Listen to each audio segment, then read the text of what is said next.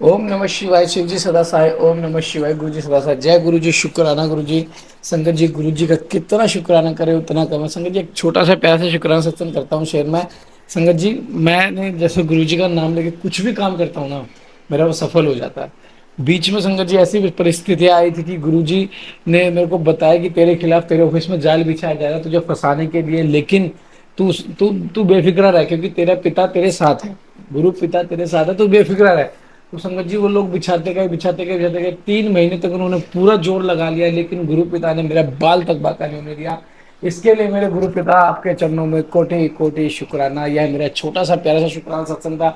संगत जी, गुरु पे सब कुछ सौंप दो। और संगत जी, हाँ, मैं आपको बताऊंगा 3 भजन गुरु जी के गुरबानी शब्द है वो, ऐसे शब्द है वो संगत जी, उनको आप रेगुलर बेसिस में अगर सुनना शुरू करोगे ना, पहले आप शिव पुराण का पाठ सुनो फिर उन्हें सुनो, आपके घर में देखना कितनी पॉजिटिविटी आएगी, कितनी पॉजिटिव आएगी। जिस जिसको 3 भजन जानने हैं वो मुझे कमेंट कर लेना है और मुझे व्हाट्सएप पे डाल देना। संगत जी, चैनल को सब्सक्राइब कर लेना, शेयर कर लेना। और सबको एक प्यारी सी सेवा दे रहा हूँ संगत जी, सभी इस पार्ट को ऐसी संगत तक जरूर पहुंचा दे जिसको बहुत जरूरत हो, जो दुख में हो, और उसके लिए अरदास करे कि गुरु जी उनका दुख दूर करे। देखना गुरु जी आपकी भी जरूर सुनेंगे। जय गुरु जी। शुक्राना गुरु जी। ओम नमः शिवाय। शिव जी सदा साय। ओम नमः शिवाय। गुरु जी सदा साय। जय गुरु जी। जय गुरु जी। जय गुरु जी। रुद्राक्ष धारण की महिमा तथा उसके विविध भेदों का वर्णन। सूत जी कहते हैं, माँ प्राज्ञा महामते शिव रूप शौनक। अब मैं संस्कृत से रुद्राक्ष का महात्म्य बता रहा हूँ। सुनो, रुद्राक्ष शिव को बहुत ही प्रिय है, इसे परम पावन समझना चाहिए। रुद्राक्ष के दर्शन से, स्पर्श से तथा उस पर जप करने से वह समस्त पापों का अपहरण करने वाला माना गया है। मुने पूर्व काल में परमात्मा शिव ने समस्त लोगों का उपकार करने के लिए देवी पार्वती के सामने रुद्राक्ष की महिमा का वर्णन किया था। भगवान शिव बोले, महेश्वरी शिवे, मैं तुम्हारे प्रेम वश भक्तों के हित की कामना से रुद्राक्ष की महिमा का वर्णन करता हूँ। सुनो महेशानी, पूर्व काल की बात है। मैं मन को संयम में रखकर हजारों दिव्य वर्षों तक घोर तपस्या में लगा रहा। एक दिन सहसा मेरा मन अक्षुब्ध हो उठा। परमेश्वरी, मैं संपूर्ण लोगों का उपकार करने वाला स्वतंत्र परमेश्वर हूँ। अतः उस समय मैंने लीलावश ही अपने दोनों नेत्र खोले। खोलते ही मेरे मनोहर नेत्रपुटों से कुछ जल की बूंदें गिरी। आंसू की उन बूंदों से वहां रुद्राक्ष नामक वृक्ष पैदा हो गया। भक्तों पर अनुग्रह करने के लिए वे अश्वरूप बिंदु स्थावर भाव को प्राप्त हो गए। वे रुद्राक्ष मैंने विष्णु भक्त को तथा चारों वर्णों के लोगों को बांट दिए। भूतल पर अपने प्रिय रुद्राक्षों को मैंने गौड़ देश में उत्पन्न किया। मथुरा, अयोध्या, लंका, मल्याचल, सहगिरी, काशी तथा अन्य देशों में उनके अंकुर उगाए। वे उत्तम रुद्राक्ष ऐसे यह पाप समूहों का वेदन करने वाले तासुरुतियों के भी प्रेरक हैं। मेरी आज्ञा से वे ब्राह्मण, क्षत्रिय, वैश्य और शूद्र जाति के भेद से इस बोतल पर प्रकट हुए। रुद्राक्षों की ही जाति के सुभाक्ष भी हैं। उन ब्राह्मण आदि जाति वाले रुद्राक्षों के वर्ण श्वेत, रक्त, पीत तथा कृष्ण जानने चाहिए। मनुष्यों को चाहिए कि वे क्रमशः वर्ण के अनुसार अपनी जाति का ही रुद्राक्ष धारण करें। भोग और मोक्ष की इच्छा रखने वाले चारों वर्णों के लोगों और विशेषतः शिव भक्तों को शिव पार्वती की प्रसन्नता के लिए रुद्राक्ष के फलों को अवश्य धारण करना चाहिए। आंवले के फल के बराबर जो रुद्राक्ष हो वह श्रेष्ठ बताया गया है। जो बेर के फल के बराबर हो उसे मध्यम श्रेणी का कहा गया है, और जो चने के बराबर हो उनकी गणना निम्न कोटि में की गई है। अब उसकी उत्तमता को परखने की यह दूसरी उत्तम प्रक्रिया बताई जाती है।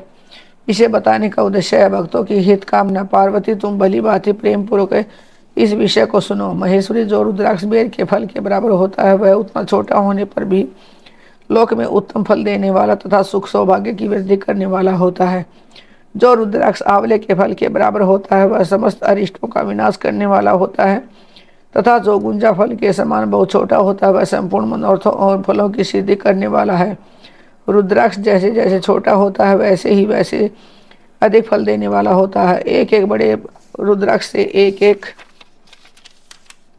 छोटे रुद्राक्ष को विद्वानों ने 10 गुना अधिक फल देने वाला बताया है। पापों का नाश करने के लिए रुद्राक्ष दान आवश्यक बताया गया है। वह निश्चय ही संपूर्ण अभिष्ट मनोरथों का साधक है, वह अतः अवश्य ही उसे धारण करना चाहिए। परमेश्वरी लोक में मंगलमय रुद्राक्ष जैसा फल देने वाला देखा जाता है, वैसी फलदायिनी दूसरी कोई माला नहीं दिखाई देती।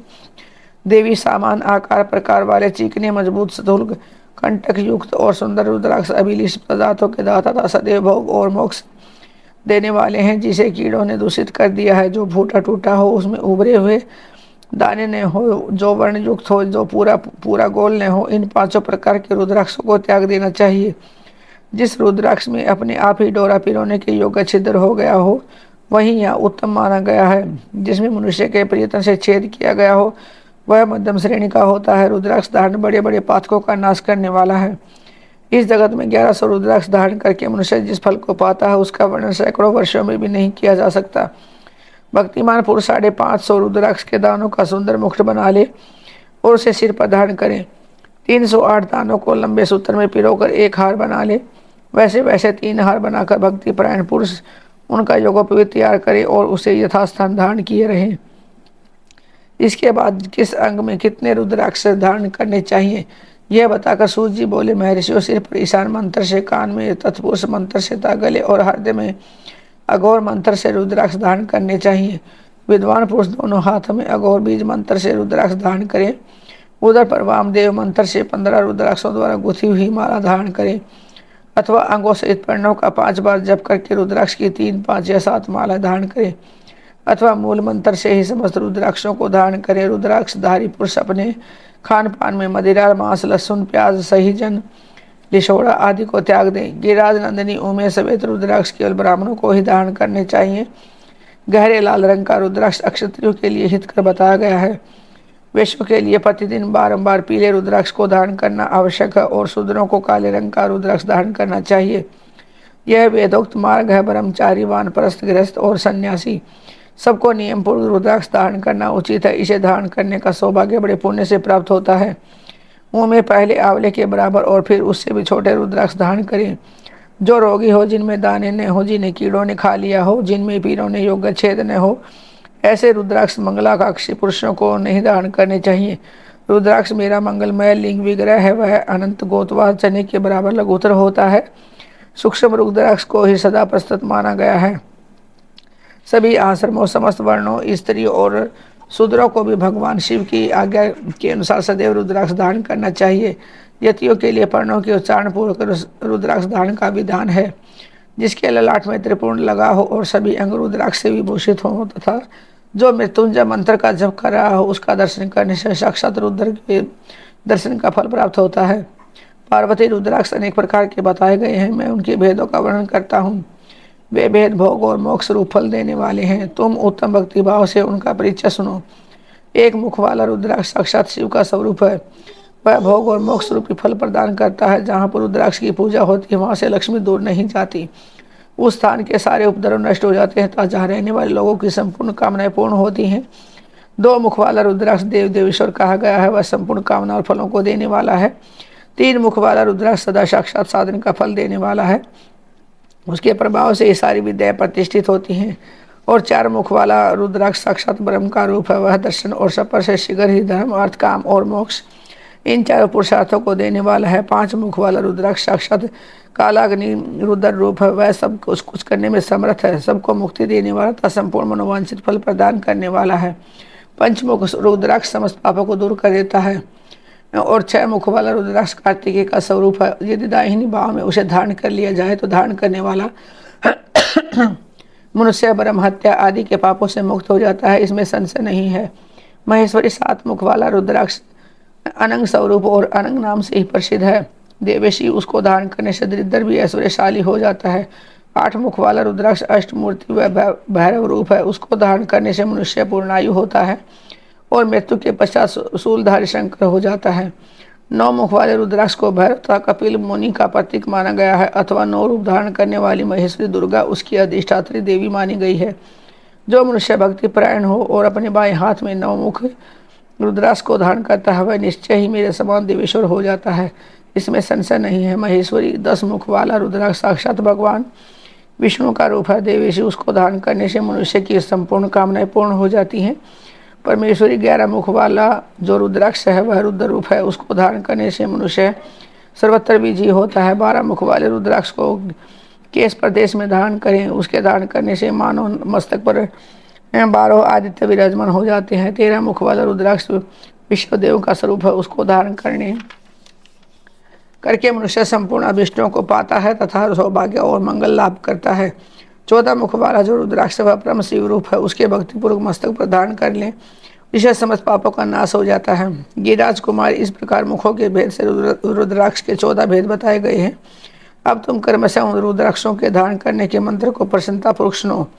ओम हरिम हरिम नमः, ओम नमः, ओम कलीम नमः, ओम हरिम नमः, ओम हरिम नमः, हरिम होम नमः, ओम होम नमः, ओम होम नमः, ओम हरिम होम नमः, ओम हरिम नमः, ओम हरिम होम नमः, ओम क्रोम अक्षम रोम नमः, ओम हरिम नमः, ओम नमः।